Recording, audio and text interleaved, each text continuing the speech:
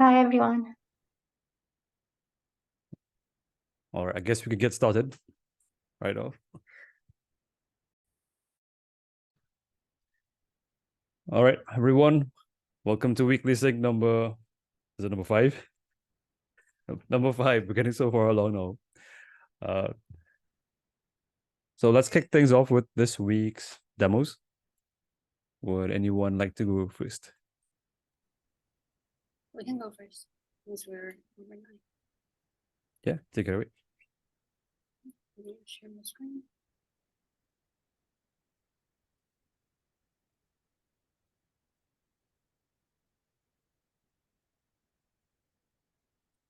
Can you guys see my screen?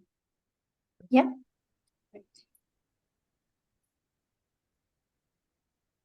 Okay, so Shangwan and I, we are in charge of making sure there's some sort of like a validation process when users enter an item name that they would like to save on their smart shopping list. Initially, there's none. I mean, you could just save the same item like 1,000 times. So as you might know, initially we had a very strict validation process. And I'm pretty sure you think that we made a mistake, but I'm here to tell you that you're wrong. It was with a purpose to keep junk food off the list. So, but we got caught. So yeah, because actually all wholesome foods, yes, they don't have an apostrophe or at, no special characters. Yeah, so we are very conscientious about, how people eat, and that was our goal, but somebody caught us. So yeah, so we're using a validation process when a user enters an item list, and we want to make sure we compare with what's on in the database. So this is when we strip the names from the database, and we strip the name from the current name that the user is entering in the input field, and we just leave alphanumeric characters. So that's one of the error messages going to come up. The item is already on the list. Another one is if the input field is completely empty. And then there is a success message if the item was saved in the list.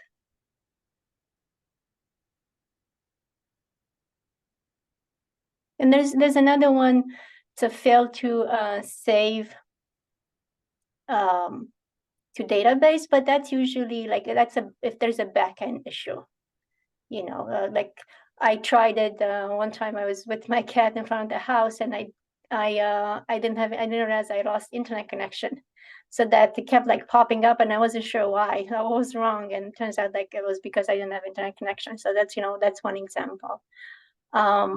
So yeah, that was about it. Shangwan is going to introduce you now to the code behind the UI I just shared with you.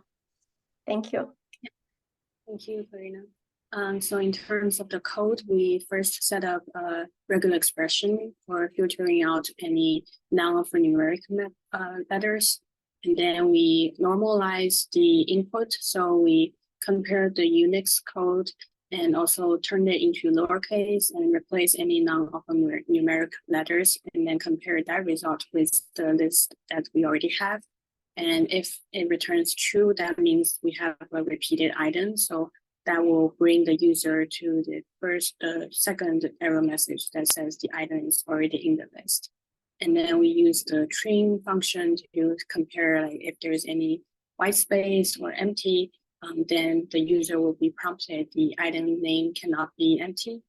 And then if it's success, then it will just say that the item was successfully added to the database.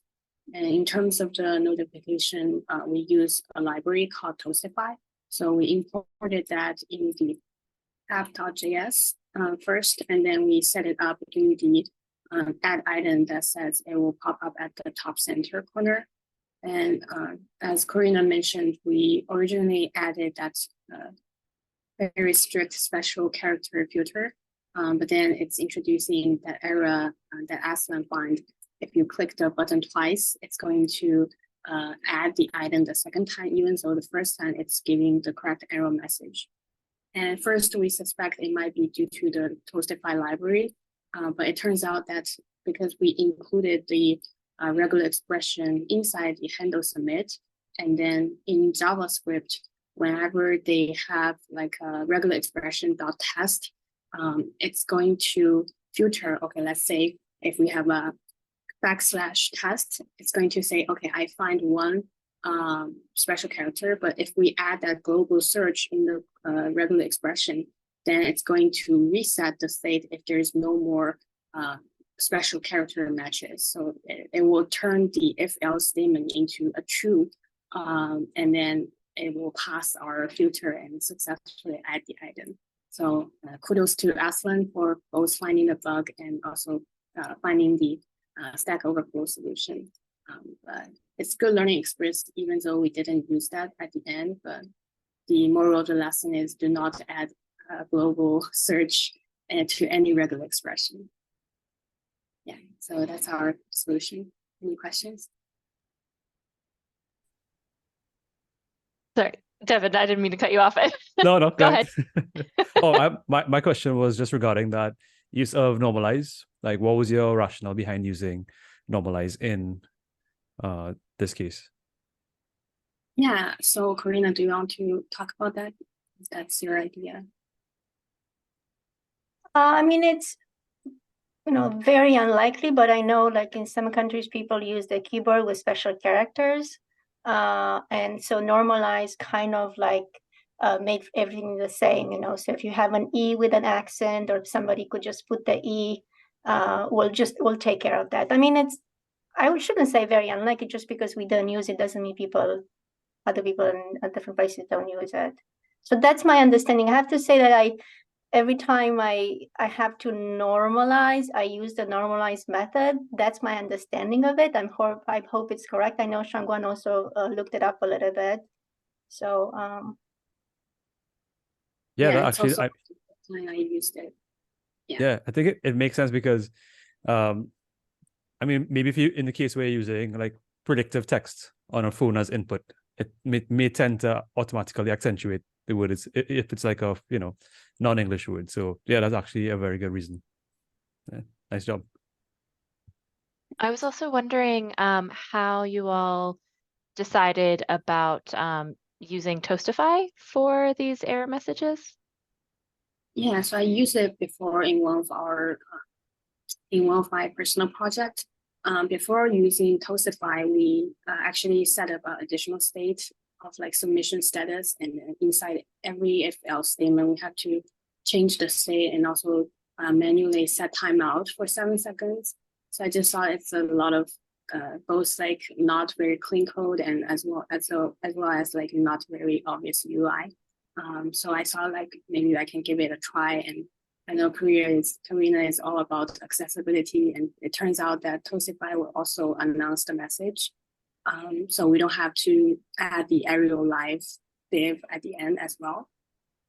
Yeah, so it's just a very great fit here. Yeah, wonderful. One thing we discussed, and that's something that we're gonna look into. We have looked into it. Is well, there's a caveat. So you notice that kind of like the animation that the message comes up with. So the user should be able to not see that animation if you have reduced motion on your computer. And I tested with that, and the animation has not disappeared. So, and I also tried there's ready-made hooks that work with React when you're using a library, and the library doesn't come with that option, even though from what I was reading, it should stop the animation. And that's really important. Like for me, the effect was really jarring.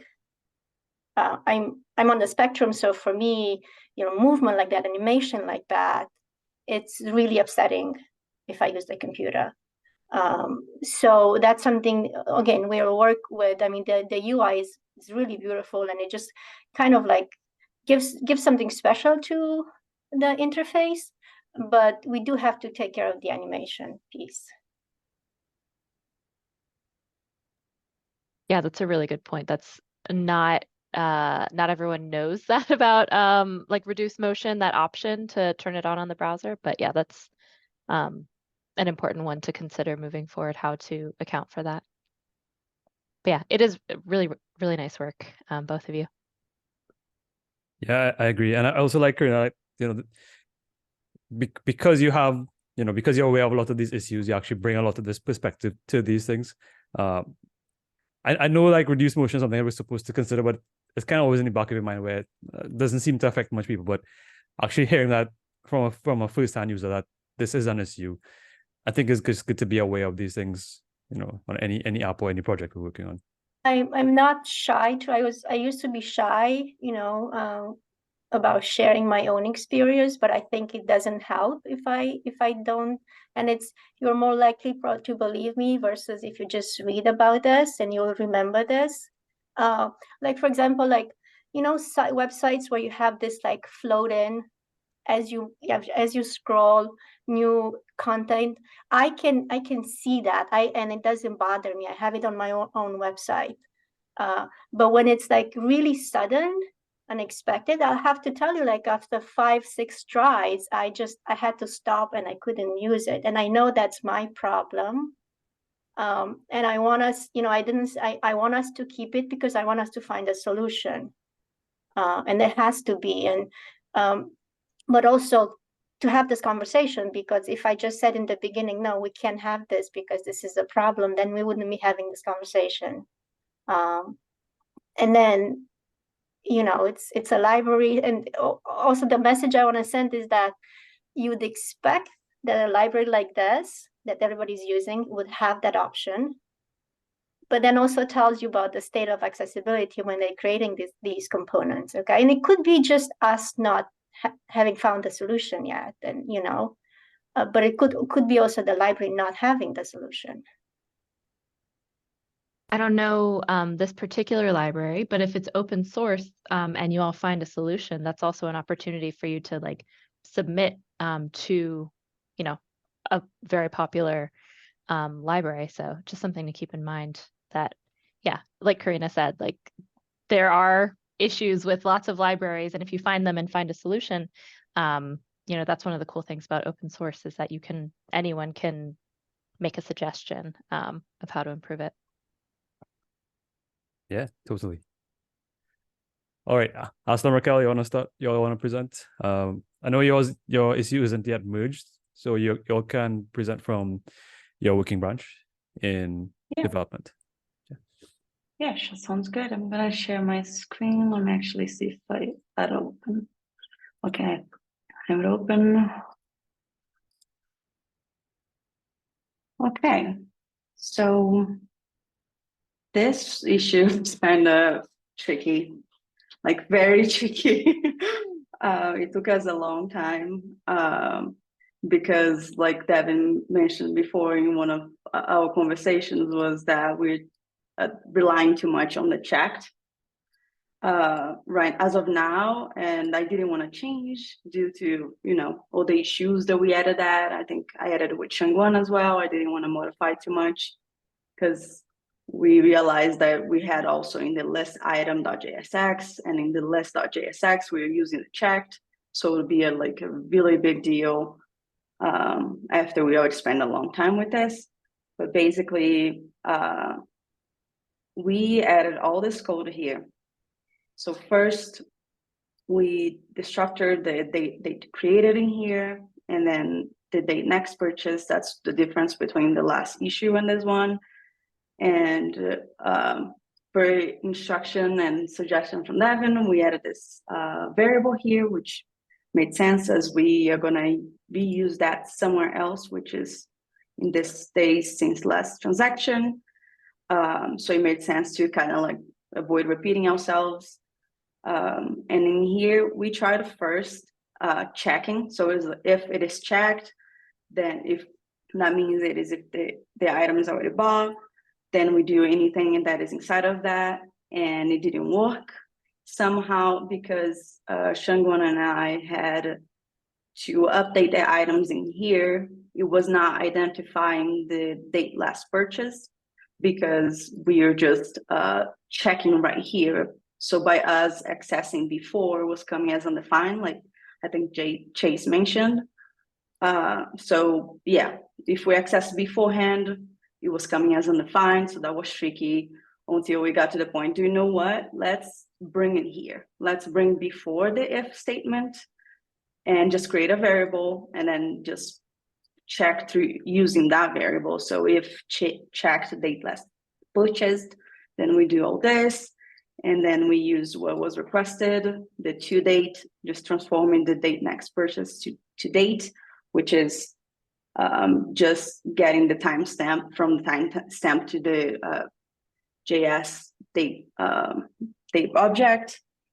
And then in here, that was another tricky part, was figuring out what to do. I think what we had to do was basically just pseudocode beforehand. Well, we actually needed to compare each one of these functions and the variables. So we created right here. I really love Corina's suggestion, and I think definitely we should create an issue to like separate this more, because I was also a little overwhelmed that it got really long right here. So I feel like it's a great idea to separate into small functions. So we can work on that later if you guys want. But basically here we're checking just the historical data and comparing them. Aslan is going to explain a little bit about this get days between dates. But the same about this they created, we were checking this function here, the calculate estimate, that was from Collab Lab, I think library module, I think it was a module. So we had to understand first this calculate estimate. So it was another tricky part because it's using TypeScript for that. So we had to understand what each parameter was doing. What was it supposed to return? Was it supposed to return a number? Or was it supposed to return a date? What is it supposed to happen? So we had to look at the code and figure that out. And then that's one of the options they had in the comments was check the date that was last purchased or the date that was created. However, I feel like at this point, actually, it does not make sense, like what I think Chase mentioned, because the check last purchase, sorry, is already on top of here. So we are not even gonna ever check this date created. So that makes sense. So we're gonna have to delete that. I didn't have the time, nor me, nor Aslan, to change a couple of the things because we're busy this weekend, and we apologize for that. But we're gonna definitely change that. And yeah, the calculate estimate, the three parameters were the previous estimate, the day since last transaction, and total purchases. I could definitely open here and show you guys a little, because I know just by looking at this, it's very confusing to actually get it. And we actually, Aslan and I had to test manually, basically copy the entire function, create a file in our computer, and just put random arguments and figure out if our final result was coming correct. And it was, that's what I was like, okay, then we can move on with this. But we had to do that extra check. And I modified because this makes more sense. There's a name of variable in here. That was another tricky part, because sometimes the days until next purchase was coming at 0 or less than 0, because we just bought like a day before something. It was and according to this calculate estimate, we were basically multiplying 0 by 0, so it would give 0. And we're like, okay, what is returning is that the date next purchase is coming as the same day as the date last purchase somehow, because it was 0, and it was automatically turning to false. So it was unchecking the item automatically. And to avoid that, we had to add this extra check in here, just to add one day in the future, which was basically what Shangwon and I did last week. So I wanted to keep that. We added that just in case.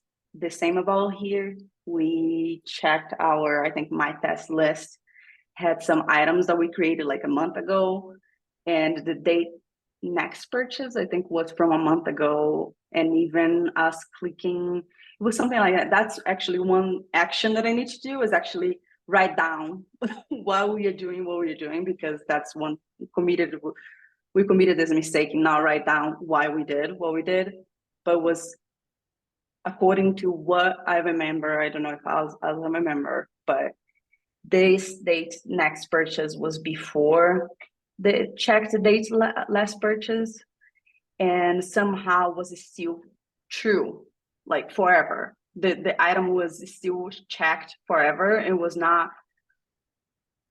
It was just a bug. So we ended up finding, do you know what? Let's just do this and kind of just make the check false right here. And that's why we did as we did. And for the get future date, I realized in the add item that we were using it. And then again, we had to do to go back here and understanding what this other function was doing. And we realized, okay, so we can use this to transfer, to just make this number that is returning from the days until next purchase, because it is returning a number right now. So we needed to return actually a date. So to do that, we just use the get future date and use it right here to update the item, and the rest remain as is.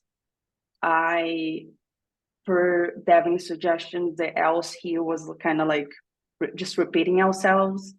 And I tried to just delete and make sure that I would test it again and see if any bug happened.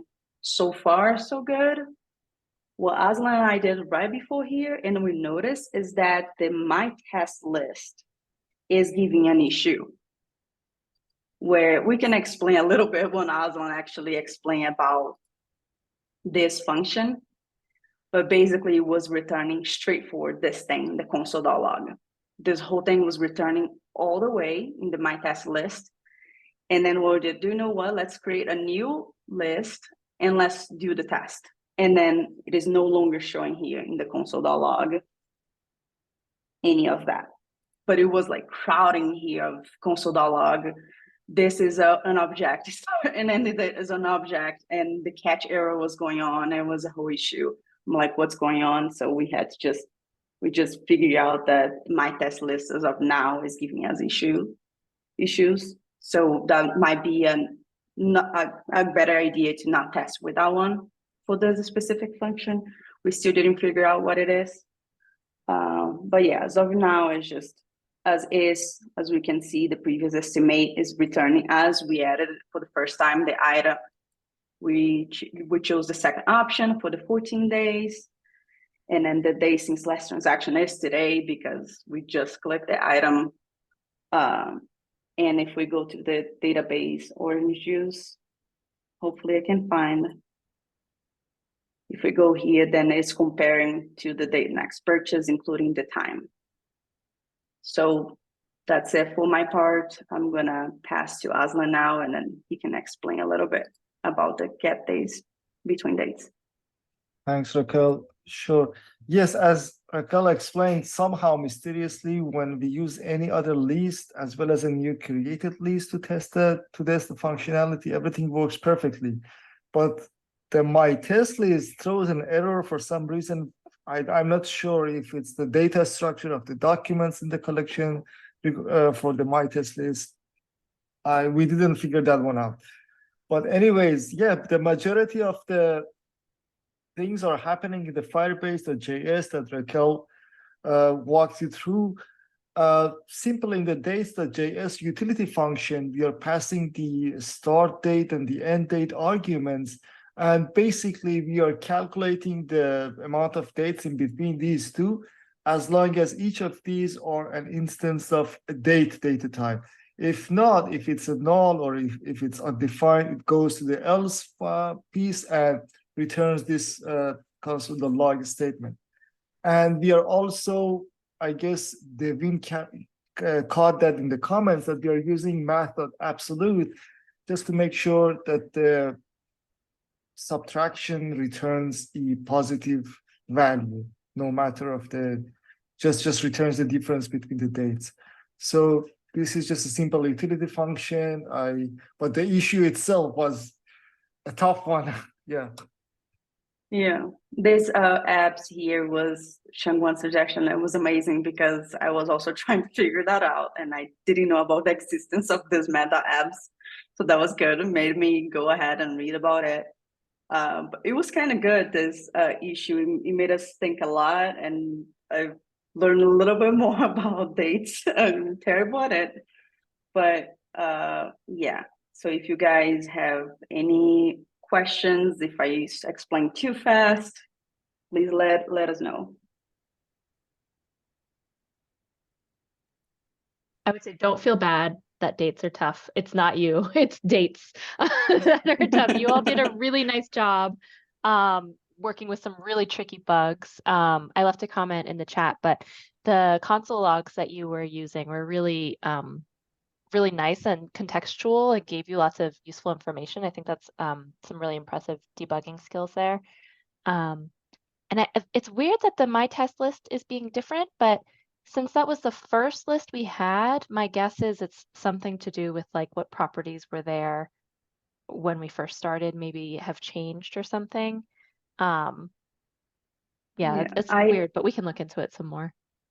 Yeah, I have no idea because I'm gonna be honest, this morning I tested and it was working and somehow I like testing, Aslan and I were just testing, and out of the blue, this whole console just full of logs. I'm like, what is happening? It's 15 minutes before them. And then we figure out, let's just create a new list, and it works. So yeah, this bug just killed all my brain cells. So I'm wondering if it could be me because I was actually playing around with my test list as well. But what I was trying to do was actually recreate what would happen. So let's say the item was actually created like a week ago, and I was just messing around with dates to see, okay, it would be due to repurchase, so it should be unchecked. So I wanted to see if it would correctly update the date next purchase and the total number of purchases as well. And when those errors came up, I did the same thing. I created a new list entirely, and I started just backdating stuff, and that's when I started to get the new errors that I think I may have sent a screenshot or not, but that was where I was getting the errors as well. I do want to say, kudos to you all for actually looking into the functionality of an external library and understanding how that function works, because most people don't do that. They just take it at face value and say, okay, let's assume this will work the way it's supposed to, but you all actually dug into it, and that's actually really good to see, So I like to see that kind of curiosity. Yeah, thank you. Oof, yeah, that was a lot. But about, you were mentioning about this, we are relying too much on the chat. I still think that maybe, yes, we can find a way of making not reliant on this. We're just worried that like, oh my God, it's gonna change the entire logic and it's gonna take a longer time. So maybe it might be great to create a new issue, maybe. And I even would volunteer, but yeah. So yeah, I think if time permits, is something that we could look into. It just seemed that a lot was relying on that checked property in the document, and I was kind of wondering, like, is it really necessary that we have something that says checked? Because I think that status of checked is just something that is reflected on the front end only. So it may just have to do with the appearance of the checkboxes and not allowing users to click that box.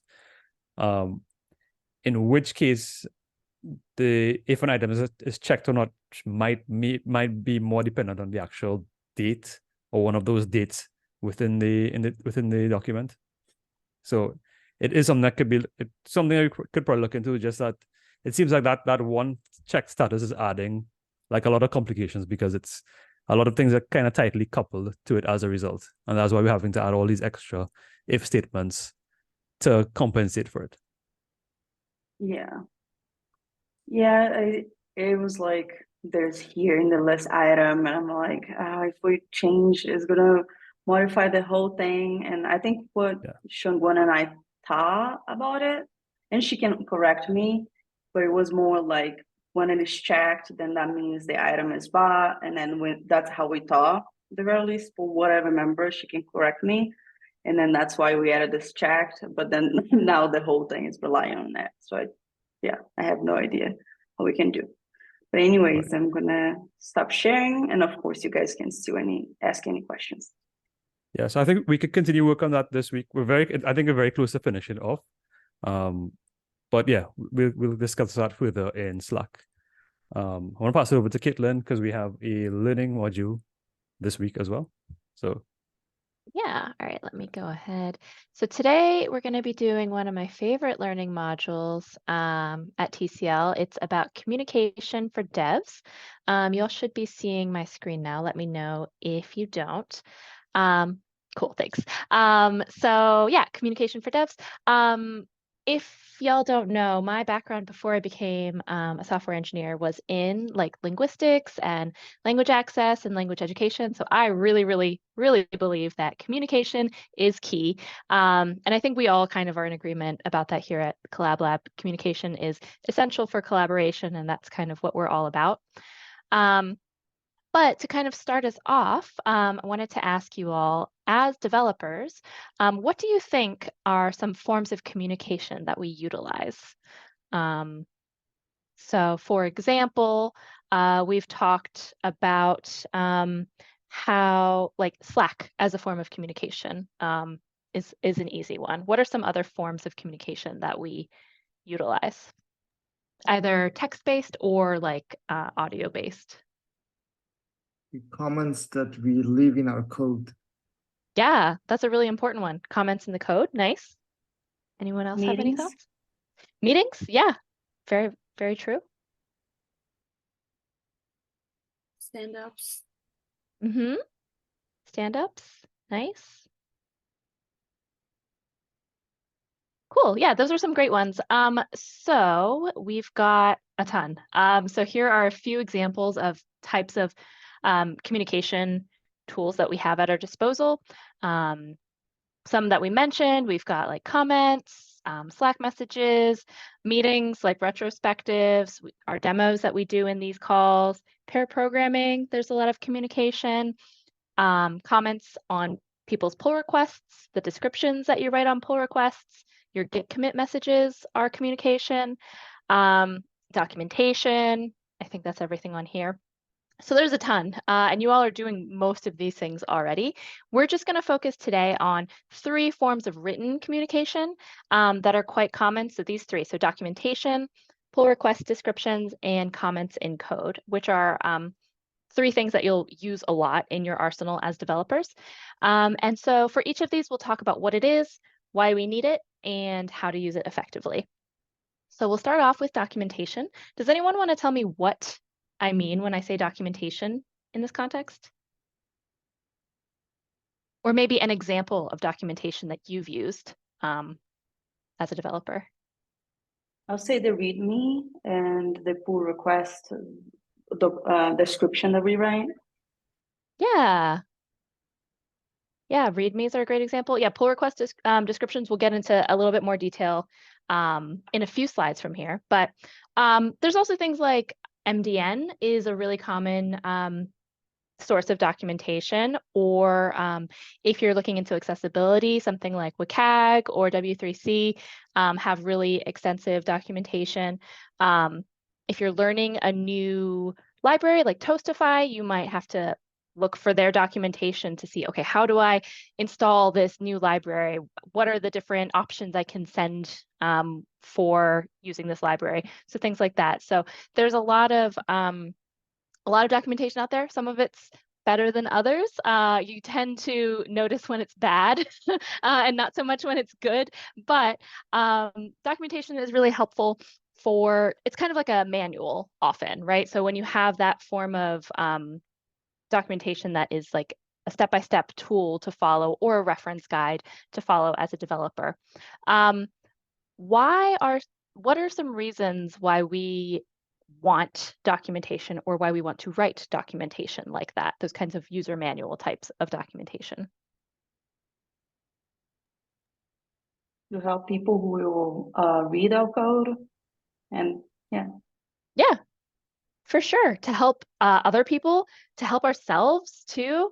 Like I have a terrible memory, so I have to write down everything or I will forget it. So so one of the reasons is just to remind ourselves what we did again. Like Raquel was mentioning, like, oh yeah, we did this, but I didn't write it down, so I don't remember why.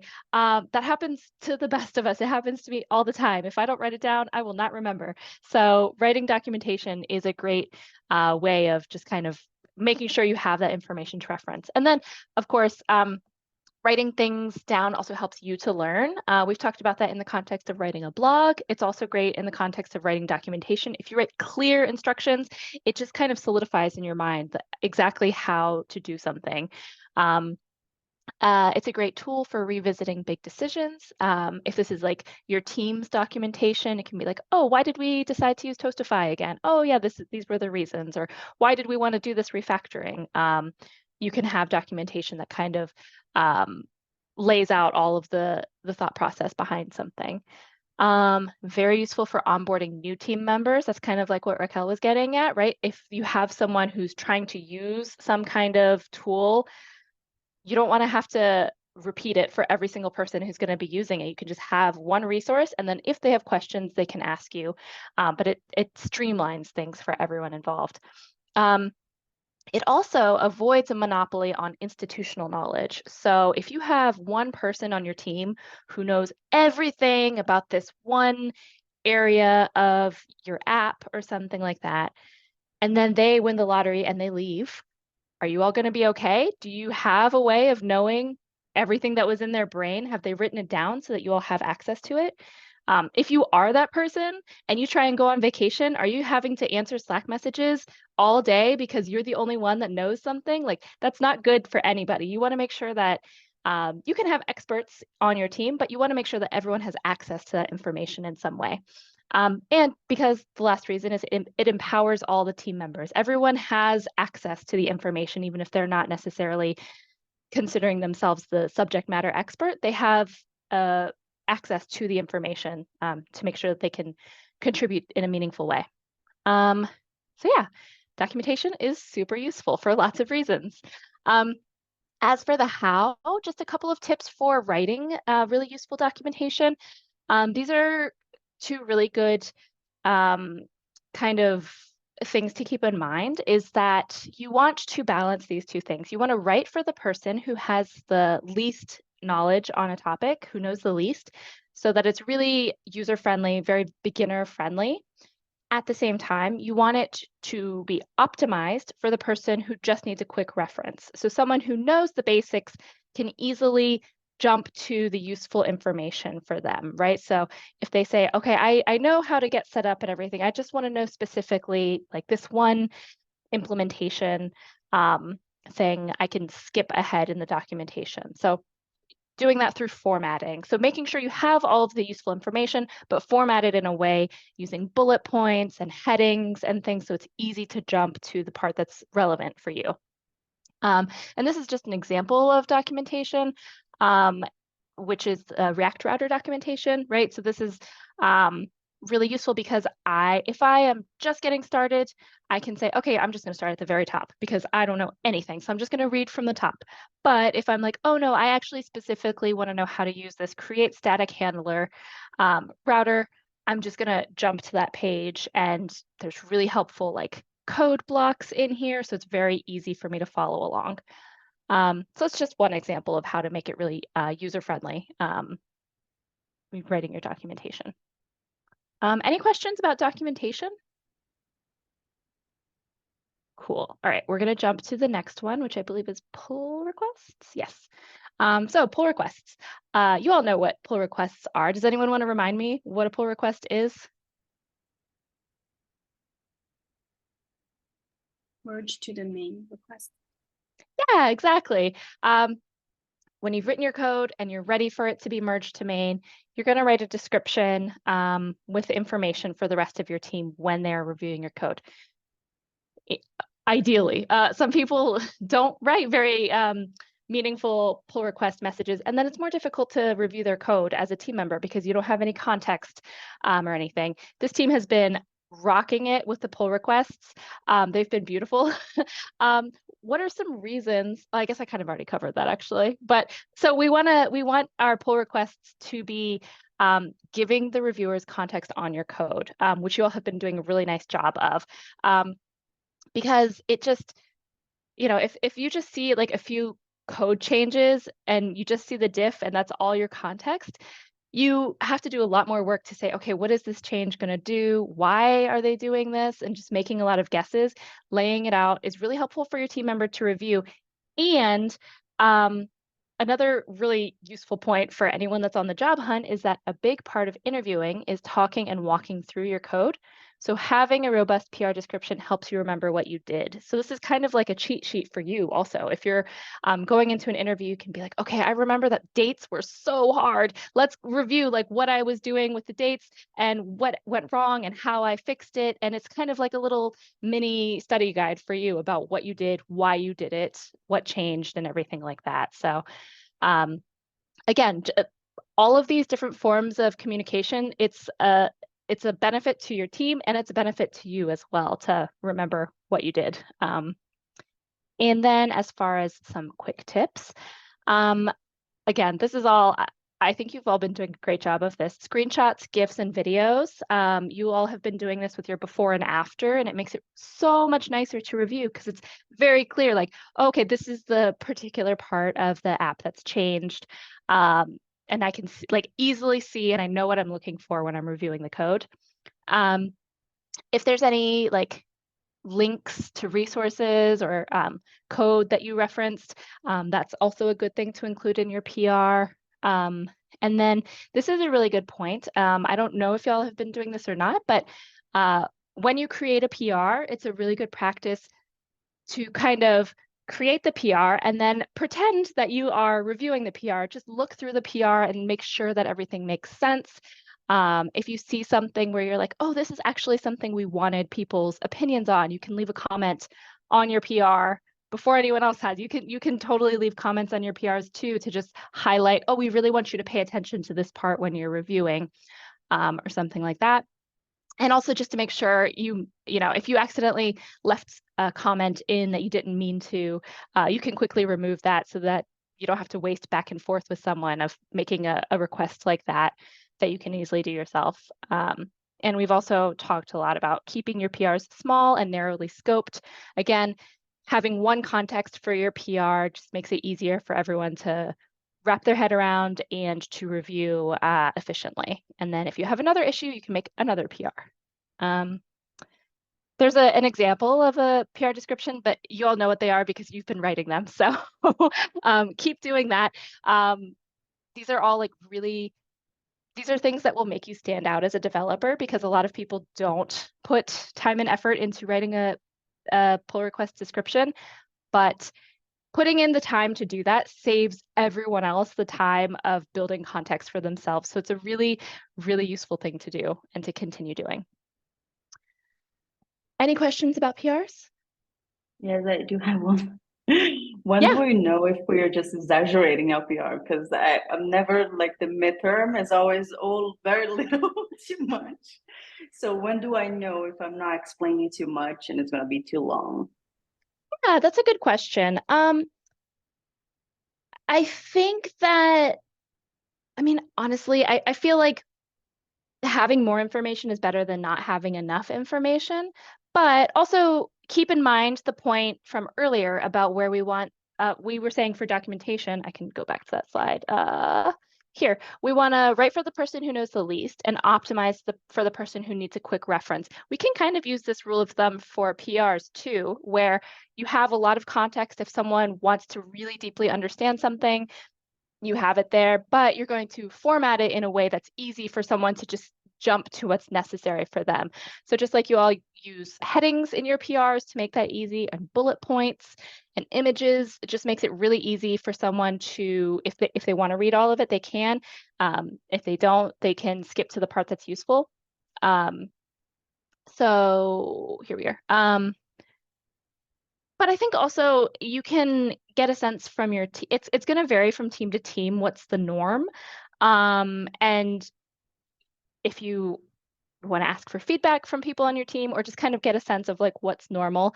Although I would say on a lot of teams, it's normal to have like no description. And I would say that that is something that is not helpful to people. So training your team to have more descriptive PRs can be a good thing. And that can be something you can bring to the table even as a new team member. Does that answer your question? Kind of? Yeah, it's because with this issue, for example, it is very tricky, and we felt the need to kind of make it more well explained than what we actually did. And I Yeah. wanted like, oh my God, are we writing too much? Or yeah. Thank you.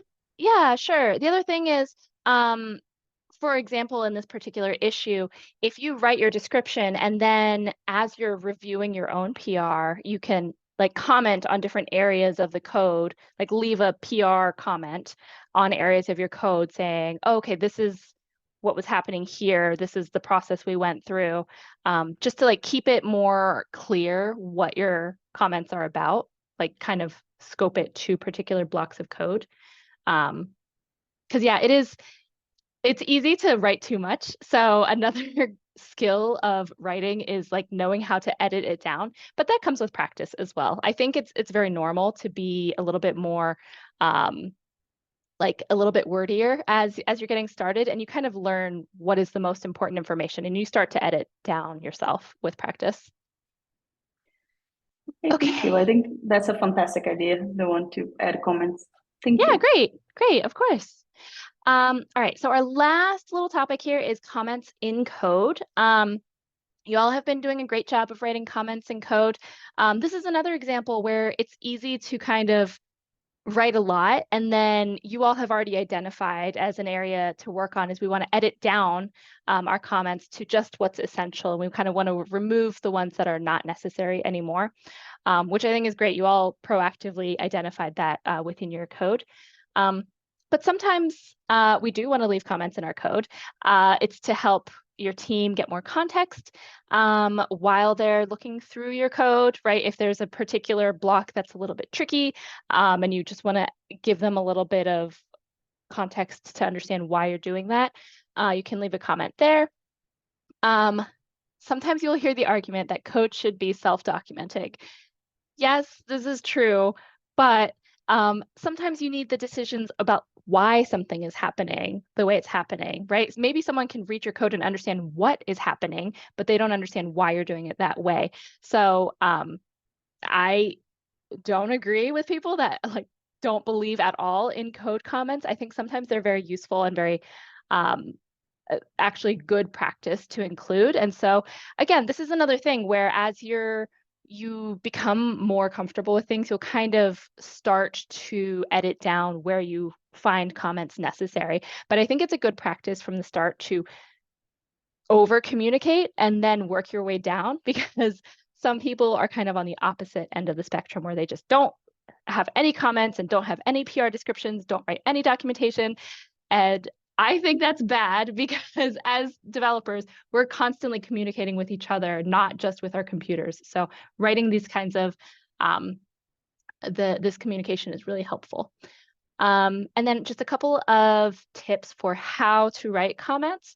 Again, focusing on the why rather than what can be helpful. Sometimes it might be a confusing block of code, but it's a good prompt to think, okay, could I refactor this in a way that makes it easier to understand what the code is doing? For example, by renaming a variable so it's clear what I'm trying to do in this code block. Sometimes the answer is no, and sometimes a comment will be good. But generally, the rule of thumb is that using comments to show the why instead of the what is a good rule of thumb there. And then there's an example here. I'll send these slides out after the fact, but there's an example here of a code comment done well. And we're running a little short on time, so I'm going to skip this question because you've all been doing these things very well. So I think it's okay. I do have some resources here. I really love this first video by Sarah Drasner where she's talking about the art of code comments. Highly recommend.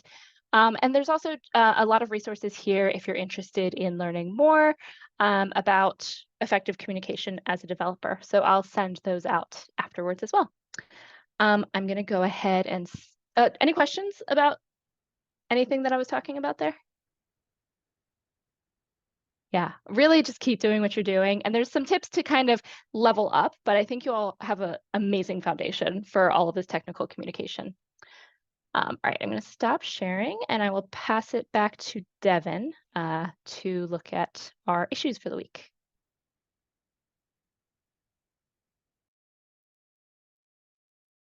All right, can you all see these issues? Yeah. Yeah.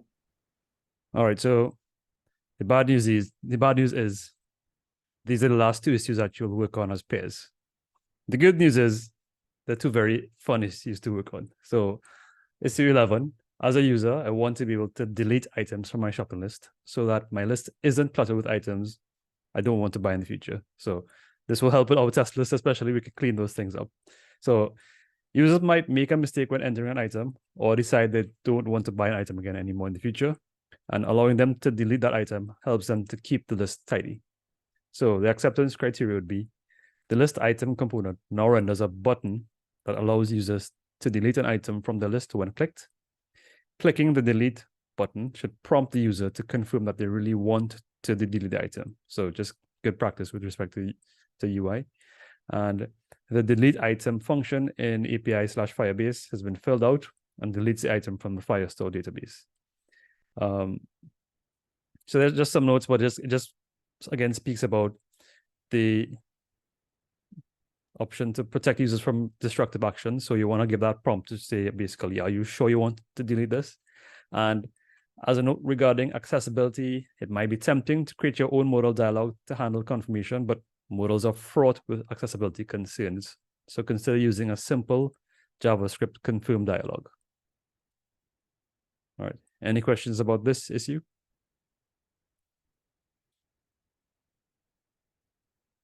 All right.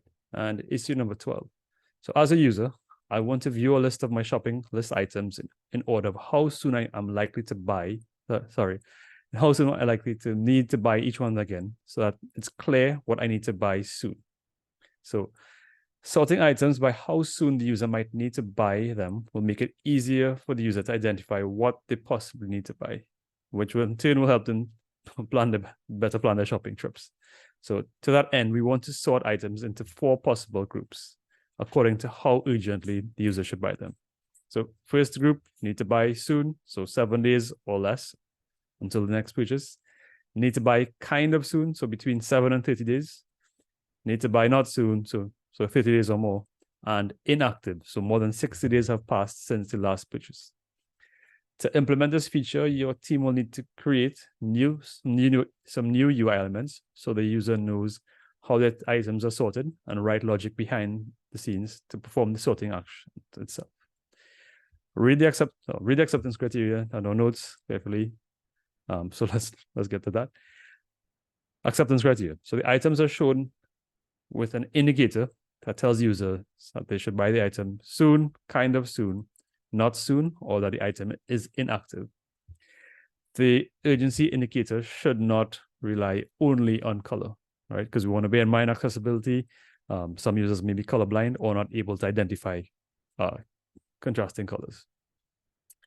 API/Firestore exports a new compare purchase urgency function with the following behaviors. Sorts inactive items last, then sorts items in ascending order of days until purchase, and sorts items with the same days until purchase alphabetically. For extra points, but no points really. If you complete all of the previous acceptance criteria, consider what happens when an item's date next purchase has passed but isn't yet inactive. So we could call those overdue. So you can extend the functionality of the compare purchase urgency to sort overdue items to the top of the list and then indicate in your UI when the item is overdue. Yeah, so there's a lot of notes to read for this one. But does anyone have any question about the general gist of this issue?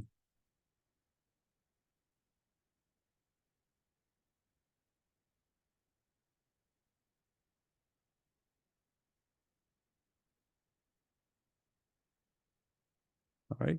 If no questions, any preferences for this for either of these issues? This week we'll have Raquel and Karina and Shangwan and Aslan. Raquel, Yeah.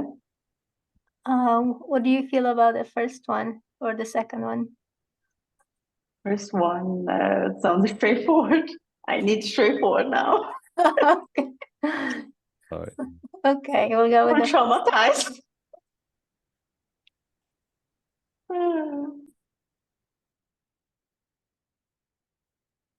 All right. Done. And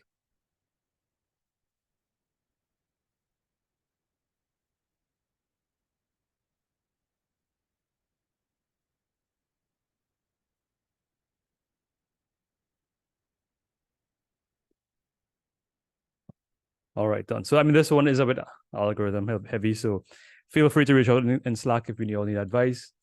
And don't worry too much about like any stylistic changes about these issues right now, because you will be working on those from next week. Yeah. All right. Any questions before we wrap up here tonight? Just to let y'all know, I'll be doing office hours this week, so I'll send out a poll after we wrap this call.